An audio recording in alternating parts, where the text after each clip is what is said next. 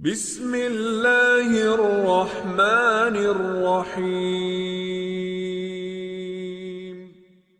ہمارا جو عقیدہ بنتا ہے وہ اللہ کے قرآن یا نبی کے فرمان سے بنتا ہے۔ نبی کے فرمان سے بنتا ہے۔ اللہ نے قرآن کے اندر یہ بیان فرمایا کہ ایک اللہ کی بندی وہ نبیہ نہیں تھی، اللہ کی ولیہ تھی۔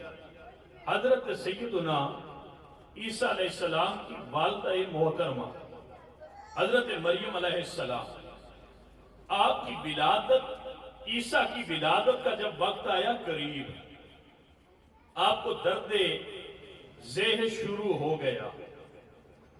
کھجور کا ایک خشک تنا بیت المقدس کے پاس جب آپ کے اوپر ولادت سے قبل ایک کیفیت طاری ہوئی، آپ اس کھجور کے خشک تنے کے ساتھ ٹیک لگا کے وہاں پہ بیٹھ جاتی ہیں۔ یہ اللہ قرآن میں فرماتا ہے۔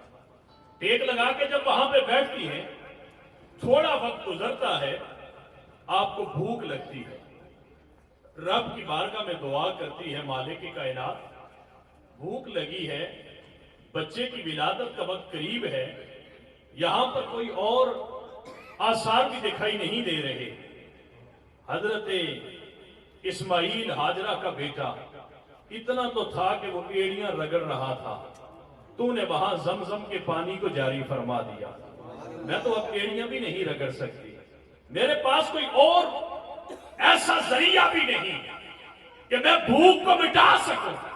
مالک کائنات میرے لیے بھوک کا انتظام فرما کھانے کا، تاکہ میری بھوک ختم ہو سکے۔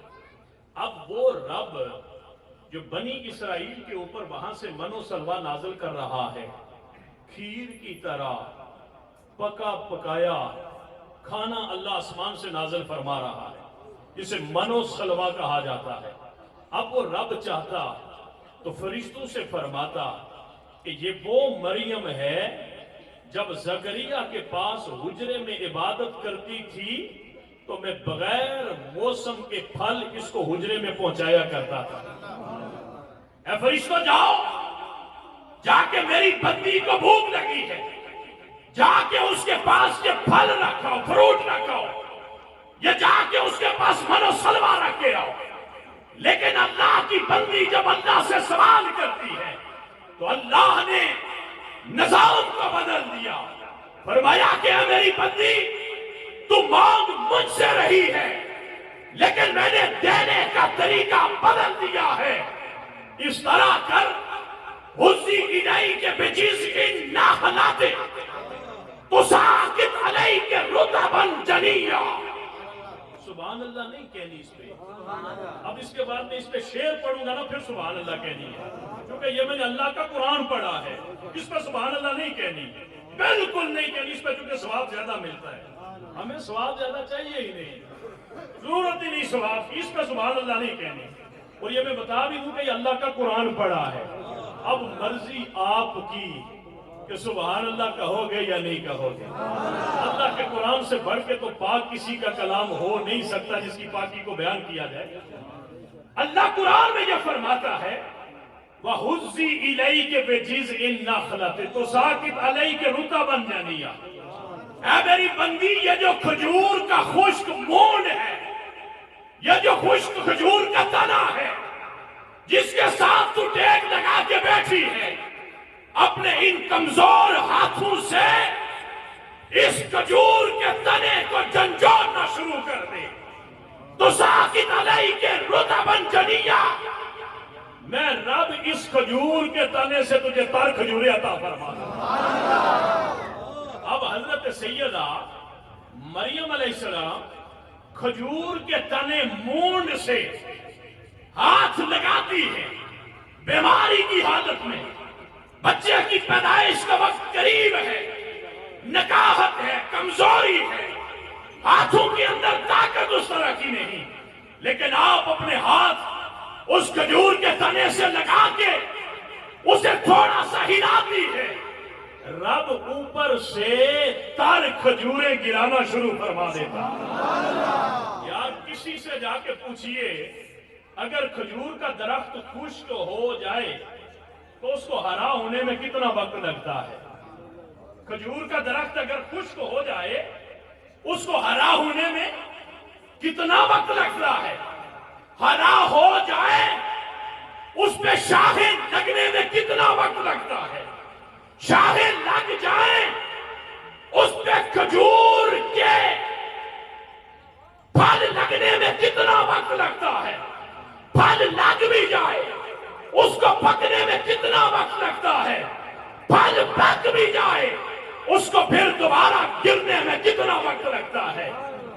میرے بھائی، رب کائنات نے فرمایا ہے میری بندی میری ولیہ، اس کھجور کے خشک تنے کو ہاتھ لگا کے جھنجھوڑنا یہ تیرا کام ہے، اور اس سے تر کھجوریں عطا کرنا یہ میرا رب کا کام ہے۔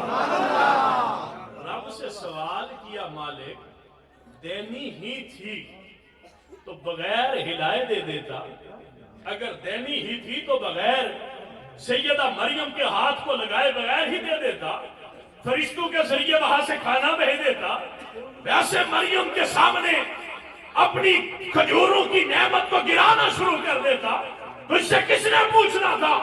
تیرے اختیار کے اندر ہر چیز ہے، ان اللہ علی کل شیء قدیر ہے۔ تو ادھر سے جواب آیا کہ اگر میں ڈائریکٹ اس طرح دے دیتا تو تمہیں میرے ولیوں کی ہاتھ کی برکت کا پتہ کیسے چلتا؟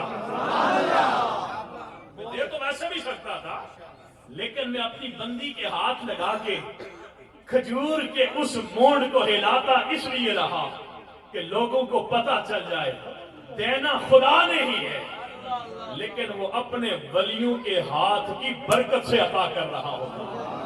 میں دے دیتا، لیکن قیامت تک آنے والے لوگوں کو کیسے پتا چلتا کہ جو میرے ہو جاتے ہیں، جن کو میری ولایت مل جاتی ہے، جن کو میں اپنا ولی بنا دیتا ہوں، جن کو میں اپنا دوست بنا دیتا ہوں، جن کو میں اپنا قرب دے دیتا ہوں، دیکھنے میں ہاتھ ان کے ہمارے ہاتھوں جیسے ہوتے ہیں، زبان ان کی ہماری زبان جیسی ہوتی ہے، آنکھیں ان کی ہماری آنکھوں جیسے ہوتی ہے، لیکن میرے بھائی ان کے ہاتھوں کی طاقت اور میرے ہاتھوں کی طاقت کے اندر فرق ہوتا ہے۔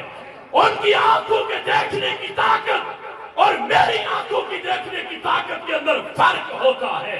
رب اسی لیے فرماتا ہے کہ اے میری بندی میں تیرا ہاتھ اس لیے لگوا رہا تھا کہ تاکہ لوگوں کو پتہ چل جائے جو میرے ولی ہوتے ہیں ان کے ہاتھوں میں بھی اللہ نے برکت کتنی رکھی ہے۔